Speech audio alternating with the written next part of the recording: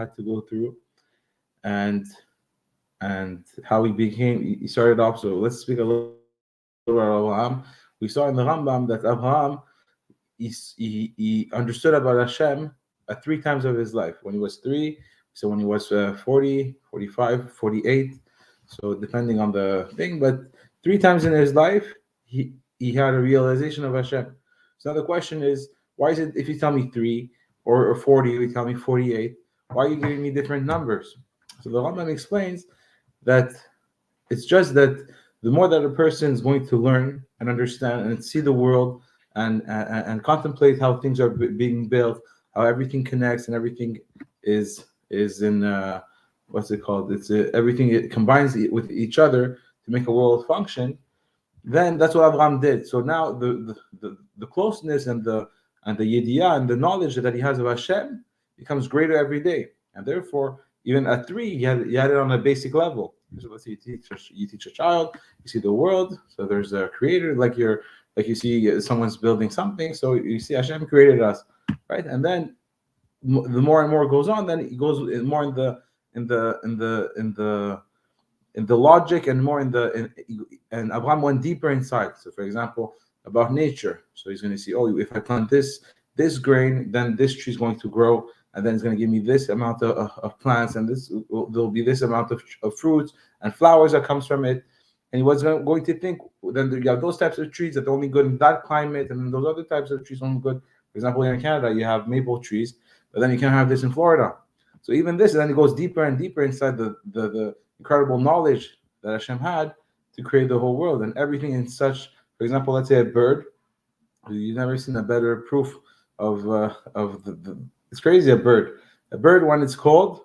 How do they call them? The people that move to Florida for 6 months. Snowbirds. Here you go. So the birds, they see it's cold. For 6 months, they go to Florida, and then in their head, they have the GPS to go from Florida back, and to go to exactly the same tree that they were at. Imagine now they're looking from up. There's millions of trees. There's millions of different things. They have it in their head to go exactly back to their place. Why? Because Hashem went and designed it. So now this was Avraham Avinu. And Avraham Avinu, why is he called Avraham Ivri? So Ivri is that he was me'ever lanar. So he was on the other side. He was on the other side of the world. The whole world was on one side. He was on the other side. At this time, it was 10 generations after Noah, and the whole world did Avodah Zarah. And Avraham Avinu, he was the only one who was questioning things. It doesn't make sense that you bow down to Avodah Zarah, you bow down to idols, to JCPenney. It doesn't work. So he went and he was looking, and he became close to HaKadosh Baruch Hu. Then he got married, and then he made thousands of people Bali Tshuva. And this is about Abraham. This is what's so great about him, because when he had something so good, he found out about Hashem. Hashem came to speak with him. He was a prophet, Abraham, right? He had those 10 trials. Hashem told him, Lech Lecha me'artzecha, go out of your land. And he was 75 years old at the time, right? It's not like you just leave, but at 75 years old, he was already all established. He had everything there. He had his family there. He had thousands and thousands of people that he was mekarev. Too white. They all follow the 7 laws of Noah, right? Because the goyim, like we said last week, is that the Jews also have a responsibility to make the goyim follow those 7 laws, right? So he went and did all those things, and then Hashem at 75 he tells him to go and leave and leave his land.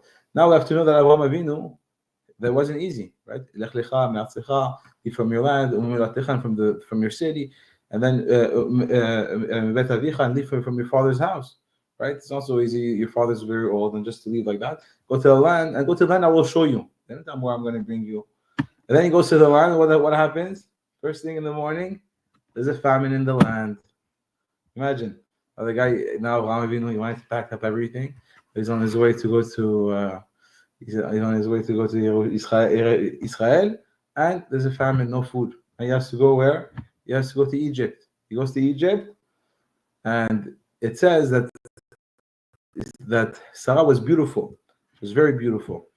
And he said, now I know that you're beautiful. It says that Avraham Avinu, he was so holy in his Shema Tinai, he was careful not even to overlook at his wife or Now he said, look, I know that you're beautiful, and I know that those people, what they will want to do. So if they know I'm your husband, they'll just kill me. So tell them that I'm your brother. So at least they don't kill us. And anyways, we have no choice to go there. There's no food. We're going to die. So they went there. And then they took Sarah. So she was kidnapped. And then, because they wanted her to do, and then Paro wanted to do Agarot with her. He didn't know Paro. And then Hashem sent him a plague. He sent him something. So he realized he can't do anything here. And then they told Avraham, he can go. And Avraham, they gave him a lot of money. Avraham blessed them. And so this was another test. And then he goes on. There was 10 tests that Avraham had to go through. And then another test that Avraham had to go through is that he had his nephew Lot, and he had to go to war. He had to go to fight 4 kings. He went, he took his people with him. Then another test that he had, and we've seen this parasha, is he had the test of the Brit Milah. The Brit Milah, at 99 years old, Hashem tells him, go and circumcise yourself. And until now, before he did the Brit Milah, his name was Avraham. And then his name became Avraham. Why? Because he went and Hashem added a letter to him. And it says, we learned from the commentaries that the he that was added to him from Abraham is, we learned that together it makes Abraham's name 248, right? So and since it makes Abraham's name, Abraham, exactly 248, and so the he, because there's 248 positive mitzvot from the Torah. So we say that after he did the Brit Milah, he accomplished. That was because we say that a person has 248 members to do the mitzvot.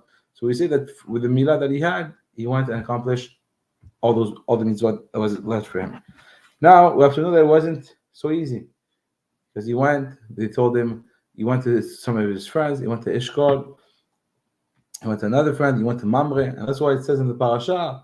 It says that Abraham v'era Hashem El Avraham be'elone Mamre, that Hashem appeared to Avraham in the plains of Mamre, because he asked his friends told him, no, don't do that. If you're going to do the Brit Milah, there's going to be they're going to see that you're weak. They're going to come attack you, and then many different reasons. And then his friend Mamre said, no, do the Brit Milah. Hashem will take care of you. Don't worry, it's good. And he did the Brit Milah, and that's why the Torah is grateful towards Mamre. It says that Avraham was resting there.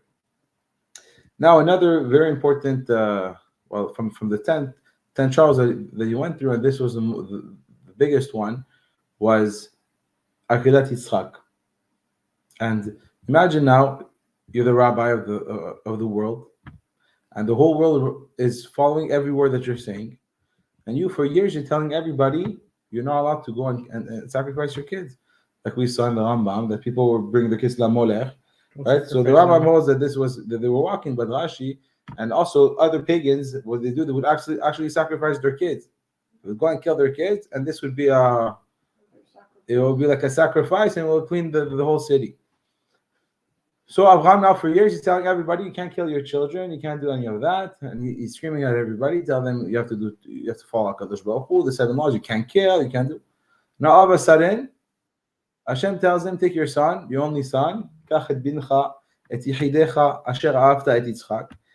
son, your only son, because Avraham said, it says, but Avraham answered Hashem, but I have 2 sons.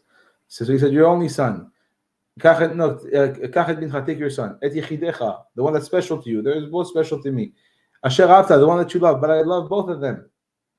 Take Yitzchak. So it was already, even there was another trial just passing by, that when he had to kick out Ishmael, there was another trial. It was his son. It's true that Sarah was not happy with him, that he had to kick out his own son from the house. And and just before we go back to Akedat Yitzchak, there was another trial with him, that he had to go marry Agar. He's married now with his wife, 90 years. Sarah Tzaddiket, can't have children. 90 years, married, cannot have children. She tells him, take Hagar, and through Hagar we'll have kids. And Hagar, she went and she had relations with Avraham, and said that she had the first, she got pregnant right away. So what happened? She went everywhere. She said, look, everyone thinks Sarah is a tzaddiket. Look at me. I have my child right away. So imagine the Sarah that Sarah had. And actually Sarah went to Avraham, and she said to him, Tishvat beni uvenecha. Right? Hashem, Tishvat beni uvenecha. and To judge. that Hashem should judge between me and you, right? And there they explain that there's an extra yud, that another way to be able to read it, and then the and then what do we learn from there? We learn that Hagar, she had the evil eye towards Sarah. Why? Because she said, "Look, I'm better than her." And then it says that the evil eye that she sent to Sarah, it's like Sarah sent it back to her, and she lost her first. She lost her first. She had a miscarriage, right? She didn't give birth. She didn't give birth the first time. That's why the angel, when she was kicked out, the angel told her, "Go back, and you're going to have a child. And he's going to be Pera Adam. He's going to be a wild beast, but he will be, big. He's going to be big, and he's going to be blessed because of Avraham." So, but what did Sarah? But what did Sarah tell Avraham? Also, Hashem will judge between me and you, and it says that because she said that, she lost many years of her life, and she died before her time. Because she died at 127, and Avraham died at 185, right? 185, 148, or 180? No, I think 180. 180. So now the question is what is Sarah? She died at 127. Why? Because she said Hashem should judge between me and you. And this is a person always has to be careful, like the Gemara says. A person should never bring a trial towards HaKadosh Baruch Hu. So let's say you fight with someone, you're doing business with someone, he didn't pay you, you have something with your parents, anybody. So you say, you know what? I'm not going to fight with him. Hashem will take care of him, or Hashem will judge. Or, don't worry, Hashem will take. So if a person says Hashem will take care of him, or Hashem should judge him, or things like that, or Hashem is going to take. So when he says that, the problem is that when a person brings a file towards Hashem, we see his file first.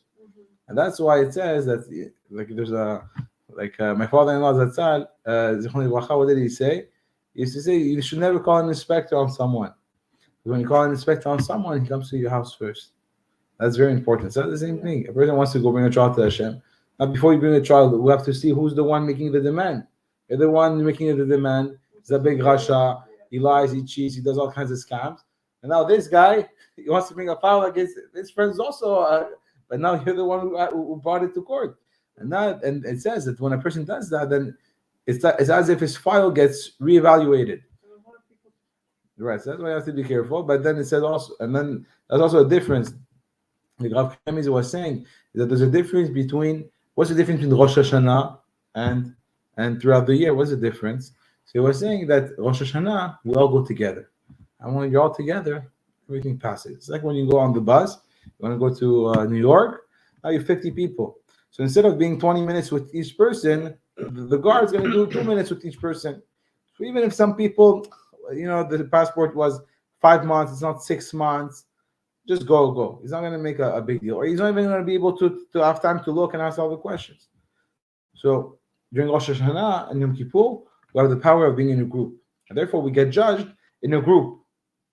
But throughout the year, when we say the Shonara, or when we're jealous of people, when we do certain things, and we bring the attention on ourselves in Shamayim, then our file gets calculated on an individual basis. When it's on an individual basis, we don't have to talk about it. Good luck. But that's a very important idea. That's why a person always has to be careful that if someone hurts him, he did something. So, like we said, he has to go and face it with the person, but never to think that he can go and say, "Oh, Hashem, take care of him. Hashem should punish him. Hashem should do this and that to him." So now, just to go a little bit further, and the biggest test that Abraham had was to sacrifice Yitzchak.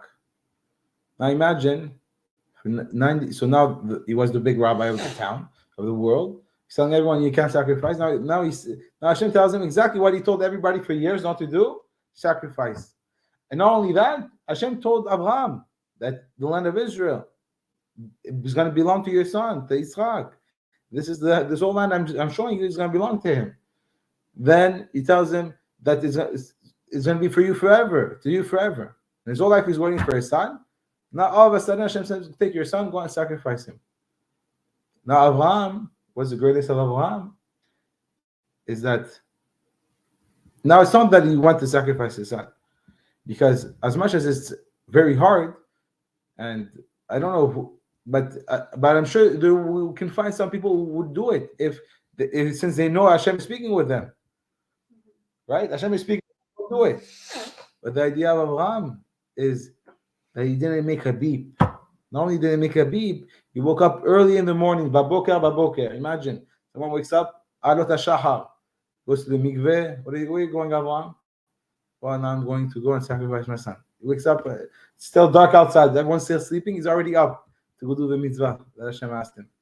So that's Avraham. Avraham is the Eved Hashem. He's a servant of HaKadosh Baruch Hu, and therefore you understand whatever I have, Hashem gave it to me.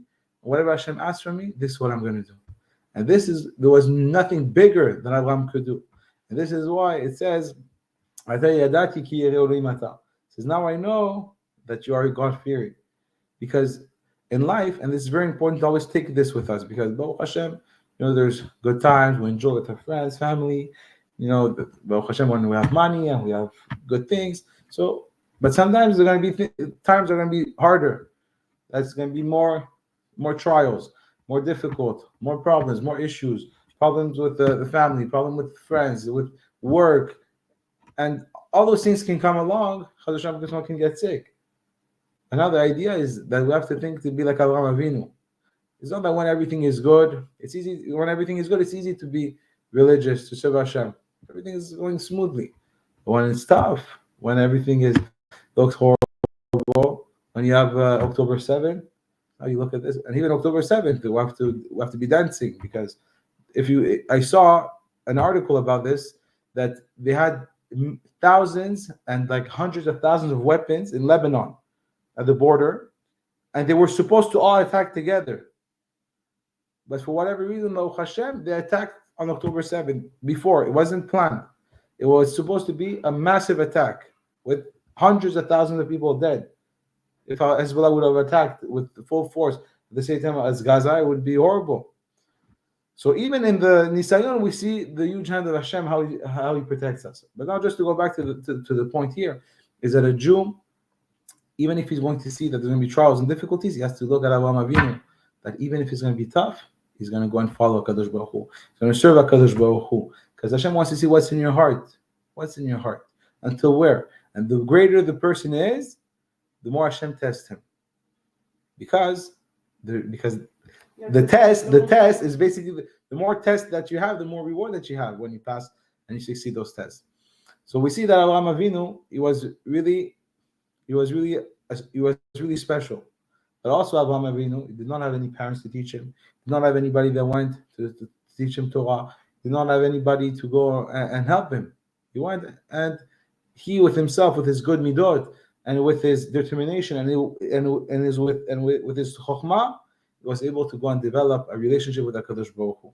And this is why Hashem said that the Jewish people will start from you. It will not start from Noah, because Noah, he wasn't going everywhere to go and spread the message of HaKadosh Baruch Hu. He was informing people, but he didn't do the same job as Avraham Avinu.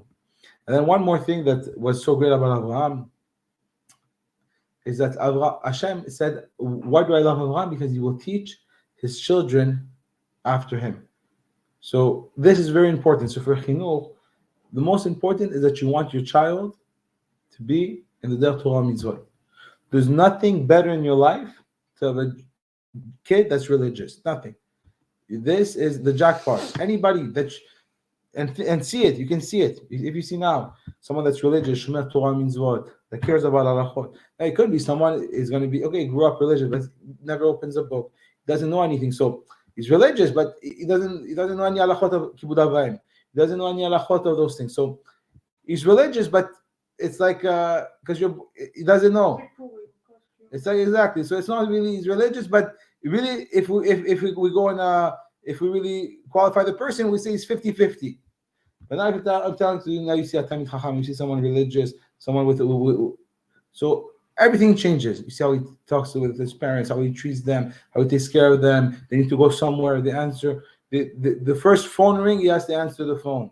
Obligated from the Torah. It's not a joke. Your parents call you. The first ring you have to answer. The faster you do it, the better it is. Why? as Hashem said. And this is very important. So that's why for chinuch, a person you cannot go in his head, oh, I want the last thing you want is your son to be a doctor, just between me and you. You know, Baruch Hashem, there's thousands of ways for people to make money. I'll tell you a story. I have a client. The guy is worth maybe $100 million. Okay, he owns like a whole street, you know, in Côte d'Ivoire, like from the beginning of the street till the end. You go up, is all his buildings. And the guy was telling me, so now I know this guy, let's say, is worth $100 million, and he has like 4 or 5 million coming in just from his buildings every year. And he tells me, my goal in life, if I said, what are you doing with your buildings? Why don't you let your sons, you know, run it and do it? He says, for me, it's nothing. It's not like prestigious to own buildings. My sons, you know, one wants to be a doctor, one wants to be a dentist. Well, this is the thing. But, you know, to run buildings, so I'm like, they're going to go and they're going to work so hard and do so many different things to make, I don't know, $300,000, $400,000 a year. But then you can make millions of dollars and have a much, you know, better and I guess easier job in a way. So the idea sometimes is that people are stuck that, you know, they want kavod, they want honor, the image, but the person has to be smart. What do you want? HaKadosh Baruch Hu has thousands of ways to send you the money. So now let's say if a person's good, I'm not saying it's not good, of course you need doctors, it's very good. I'm saying that a person cannot be in his the goal in his head. And that's also for education for the kids. I think a big mistake that happened in our generation is that a lot of religious people, for them, the life is, when I say religious, it's like more like traditional religious, not like people that are sitting and learning every day, you know, in the yeshivot and things like that. So their goal in life is to I want my child to be in college, have a good education, and this is the goal. Yeshivot, everything else, whatever. And that's a big problem, because the problem is that a person will go and put all his intention and focus on those things, but when you put your focus and intention on the Torah, on the kids learning midot, values, things that the person can learn his whole life in school, will never learn. You can go, you know, to university, have a PhD, and will never get it. And that's why this is much more important, because this is what will last with your child. And this is the most important, to give him a good ashkafa and good midot, to go and grow in the Torah, and always go and teach him bachot, teach him the cheres, teach him all those things, teach him kibud avayim, teach him to love the Torah, to love the mitzvot, and make it everything fun. You know, for Shabbat, you make it fun, and everything you buy special for Shabbat, and so many different things that you can do to give them a good education. And at the end, and I know many people that you see when the kids turned out not religious, how what they do, how the parents suffer, how it's, you know, they barely ever go see their parents. The second the parents get older, they throw them in a home, never see them, no have time for them. Then you see the other side, where, you know, they're going to go see the parents every day. They're going to call them. They're going to take care of them. There's going to be shamayim va'aretz, right? And now this is just on the side, because the real goal is what? Is olam haba. That we want after 120 to be in olam haba. Want to be close to HaKadosh Baruch Hu. Want our neshama to be in a good place. And it's also what we want for our kids. So that's also so there's all the side benefits that come with it. But then the goal is not to forget that, you know, there's Hashem, there's Din Heshbon, there's going to be a judgment, everything's going to be open. And therefore, we want to make sure that we're going to be good. And now, not only that we want to be good for ourselves, because this also on secondary, but it's just, imagine now you have a king that wants you to work for them. Let's say Queen of England, Queen Elizabeth, right? Let's say when she was alive, she wants you to go work for her. So now you're not going to do things the same way. You're going to be so, whatever she asks you, you'll do it. But not because you're scared, oh, she's going to fire me or she's going to throw me in jail. No. It's because you have so much honor. Wow. From the whole world, they picked me. They picked me, Adi, to go and work for her. Let's say you're a designer. Right? You design dresses.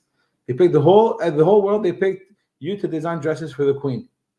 So now, if it takes you 10 hours to do a regular dress, for her dress, you're going to take 40 hours. And not because she asked you. She's not paying you $1 more. She's paying you that for the dress. It's just because you have the honor to be serving the queen. So the Avdid, this is also us. We, the Jewish people, we're given the Torah, we're given the mitzvot, we're given Shabbat. It says that Hashem said, it says, I have a treasure for Am Yisrael. It's called Shabbat, a day of rest. And don't worry, Hashem is the one sending us the money. The same way, like I said to someone this week, I said a person has to pray that he shouldn't be too busy. You should pray that why? Because when you're too busy, you don't have time to think. You're just going. You're not accomplishing anything. Your head just goes. You don't think when you pray. You don't think when you make a bracha. Your head is all over the place. But when you're not too busy and you take time to go and appreciate, take some time for yourself and think, how did my day go? How did I speak with my wife? There's a lot of things that Some people, they get married and then they end up, they end up at the bedding to get divorced. The question is, how did they end up there? They loved each other. You see the pictures. Oh wow, it looks like it's a La La Land here. So like, what happened? They went from La La Land. I'm never gonna, I love you. I'll do anything for you. And now they get divorced. So the idea is that because the person never took time to think, and he became too busy, and therefore the busyness made it that just went on and on and on and on, and then things build up till it broke. But if a person now, you will do an accounting of himself. The best thing is, instead of worrying about other people, worry about yourself. Sometimes enough you have to be selfish, because you come first, right? If let's say now you're in the desert and there's one water bottle and there's someone else, you have to drink the water bottle. You can't give it to your friend. Why? Because your life comes first. The first one who found the bottle, he has to drink, right? You're not commanded to go and sacrifice yourself for someone else to live. So this is the same thing. That now, if you're going to do an accounting, let's say, and I think today, what did I do? What did I do that wasn't so good? How did I speak with my wife? How did I speak with my parents? What did I do at work? Let's say I work as an employee. Many employees, it's horrible to be an employee today. How many times I went on my phone? How many times I was on Facebook while I was getting paid? So all those things, unless now you have an agreement with your boss, but definitely that all those things, it can be that a person for 8 hours is supposed to work, and then 4 hours they were on Facebook or on Instagram, where they were making themselves a sandwich, and for those 4 hours, then they were stealing for 4 hours, right? Unless now they have an agreement or something with them, but that's the idea behind it. So a person has to go and think, what is he doing with his life? How was I today? Was I better than yesterday? What did I accomplish? How did I speak? So now when a person will do that, then tomorrow he can improve himself. If he never does an accounting of himself, then nothing works. And that's what Rabbi Miller says. So when a person has a store, right? He owns a pizza shop. So he's gonna try to see, which pizza sells the most. This pizza with the white sauce. So we'll make more pizza. We'll order more white sauce. We'll get it when it's on special, the white sauce. So we make more margins, more profit. What doesn't sell? The pizza with I don't know, the Tunisian pizza doesn't sell so well with the Moroccans. Okay, so we'll cut this one off. So you'll be careful, calculate everything. Where am I winning money? Where am I losing money? So why is it that when it comes to a business, a pizza shop, we're going to be so careful about everything? But when it comes to our neshama, our whole life, the whole reason why we're here, no, it's all of a sudden, it goes all over the place. Whatever you say is okay. Whatever you do is okay. Whatever, if you pray is good. If you don't pray, it's also good. And you don't, mitzvot, whatever, just being traditional. Like the word you said, hafif. To be hafif, everything is okay. Don't worry, So that's not the way that a Jew has to live. A Jew has to live a proactive life. What can I do? What can I accomplish? How can I become better? And then work on this. And then to go and reach perfection. Because it's possible. And then when a person will go and reach that, he's going to go, I see it works. I want to have more children. I want to give them a better education. I want to take care of my husband in a better way. Nowadays you have maybe they go to work. Now today it's your turn to go and cook and clean and everything. Now I'm not saying it's not good for the husband to help. Of course it's good to help. But the idea is that a woman and a man, they each have to know their role inside the family and how they can build together. A woman can't be a man, a man can't be a woman. That's a big problem today, that there's a sense of losing each person's role. So now to go back is that if a person does an accounting, is this what Hashem is looking for me to do? Was Hashem happy with the way that my day went? And then a person will be able to accomplish. And then this is definitely true for Avraham Avinu. That Avraham Avinu, you can't reach perfection if you just go without ever doing an accounting. And this is why on Yom Kippur, and we're going to finish with this beautiful, on Yom Kippur, we do an accounting. And we pray to HaKadosh Baruch Hu, and we cry to Hashem, and we do teshuvah. And they asked a question to the Lubavitcher Rebbe. They asked him, you religious people, I can't stand you guys because it's all fake. You go from all the Hasidim, from Rosh Chodesh Elul, you guys do slichot, you do the shofar, you do hatati, aviti, pashati, you go and you do the mikveh, you do all those things. I'm sorry, but why don't you do this every day? And the rest of the year, you do what you want. So great. Okay, Yom Kippur, you're religious Yom Kippur. You go and you pray Takadosh Baruch Hashem, I love you. Hashem, please help me, make me a better Jew, make me good, help me get married so I can have children, and bring them in Torah mitzvot. And now all of a sudden, 1 week later, you end up in a club. So now that's the Lubavitcher Rebbe says, is it a good? It looks like a good argument. Is it a good argument in reality? No. What did the Rabbi answer? He answered him. He said, it's not that they're actors, and that all year, and that really they're Hishayim and they're actors, and all year really that's who they are. And then they put on a mask during Elul and Rosh Hashanah and Yom Kippur. Is that Rosh Hashanah, Yom Kippur during Elul? This is who they really are. And during the year, this is the actors from who they are. They really are. Because really, a Jew wants to be a tzaddik. He wants to do the right thing, even if it's difficult. Right? There was a guy who was bringing merchandise somewhere, and then on his way there, a big portion of the merchandise broke. Now in his head, he's like, "Oh my gosh, what will I do?" Now, if he doesn't care about Hashem, or he doesn't care about the Torah, or if he's a big yitzhak, so now you see, because it's crazy. Because a lot of the time, if a person can get away with it, and that's why it's so important the Torah, because the Torah teaches you how to be a human being, how to be a man, how to be good, and so now let's say you're not religious, and that it could be that in your now I'm not saying that if everyone who's not religious will not pay attention, but now let's say for sure you can get away with it. Let's say they ask you for a special type of pizza, so you didn't have that pizza, and then you just said, yeah, I had it, and then they pay you for it. So okay. So now the guy, what did he have to do? He had to go and tell the guy, look, on my way with merchandise, a big portion of the merchandise broke, and so tell me what you want to do. You want me to take them back? Do you want me to give them for you for free? What do we do? But he went and he told him. And this is what a Jew is. That even if he's going to be uncomfortable, he doesn't look at what am I going to get. He's looking, what does Hashem want from me? What is the right thing to do? This is something very important that we have to leave off tonight. That's what the Lubavitcher Rebbe was saying. He was saying that really who we are those tzaddikim. We are the people that we are Avraham Avinu. We are Yitzchak Avinu. This is who we are. The Yetzer Hara, the external factors. The world comes and makes us, veer off who we really want to be. So now, just to recap a little bit, we spoke about Avraham Avinu, how he had 10 trials, and he withstood all the trials, and that Hashem sends trials to someone to increase the level of this person, to give him merit, to give him schut, not Chas v'shalom to hurt him and to put him down. And we also learned that Avraham Avinu, why was he picked to be the leader of the Jewish people? It's that he went and he brought people and he converted thousands of people to follow the 70 mitzvot of Noach, and he also made his son follow the Torah and the mitzvot.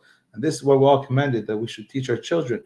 And one other thing that we also learned is not to bring judgment against other people to HaKadosh Baruch Hu, to go and do a retrospection of ourselves in our everyday life, so we're able to go and improve and to try to go reach levels like Abraham